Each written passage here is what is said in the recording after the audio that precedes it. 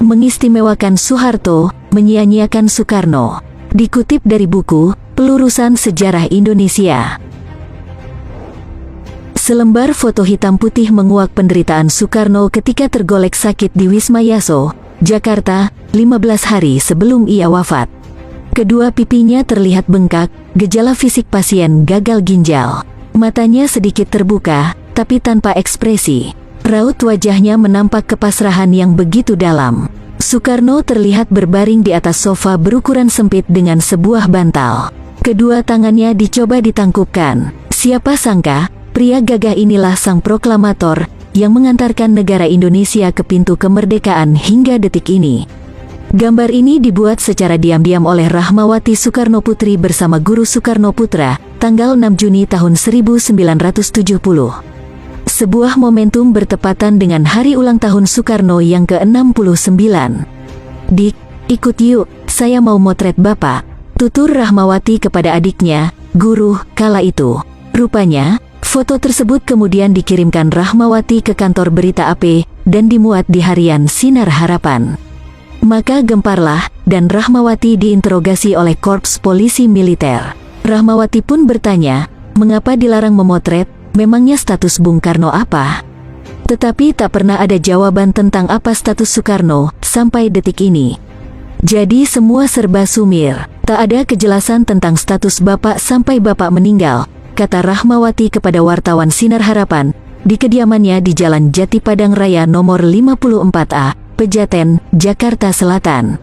Di saat kondisi penyakit ayahnya semakin kritis dan putra-putri ingin membesuknya, mereka tetap harus melapor dulu ke Pondam Jaya, sehingga tidak dapat menengok setiap hari.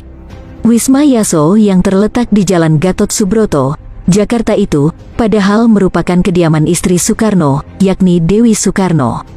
Begitu pula Soekarno sendiri, dalam kondisi sakit masih tetap harus menjalani pemeriksaan oleh Kopkamtib 3 bulan sekali.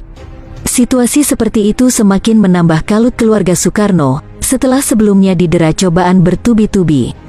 Pada pertengahan tahun 1965, sebuah rumor mengabarkan, Soekarno mengalami koma, sehingga diperkirakan tidak bisa menyampaikan pidato kenegaraan pada peringatan proklamasi tanggal 17 Agustus tahun 1965. Tetapi nyatanya, Soekarno hadir pada peringatan detik-detik proklamasi tersebut di Istana Merdeka, lengkap dengan pakaian kebesaran dan tongkat komandonya. Tahun berikutnya, setelah surat perintah 11 Maret, atau Super Semar diteken tanggal 11 Maret tahun 1966, keluarga Soekarno mendapat kiriman radiogram pada tahun 1967, berupa perintah supaya mereka keluar dari Istana Bogor. Maka kemudian di tahun 1968, Soekarno pindah dari Istana Bogor ke Batu Tulis, masih di wilayah Bogor. Ternyata, hawa dingin di Bogor membuat penyakit rematik Bung Karno semakin parah. Saat itu Soekarno ditangani oleh Dr. Surojo, dokter hewan. Bukti ini dikuatkan dengan dokumen riwayat penyakit Bung Karno, di atas 7 lembar kertas tua yang warnanya sudah memudar kecoklatan. Kopnya bertuliskan Institut Pertanian Bogor, Fakultas Kedokteran Hewan Bagian Bakteriologi, Jalan Kartini 14, Telepon 354, Bogor. Menurut Rahmawati, penanganan Dr. Surojo saat itu pun hanya bersifat insidental.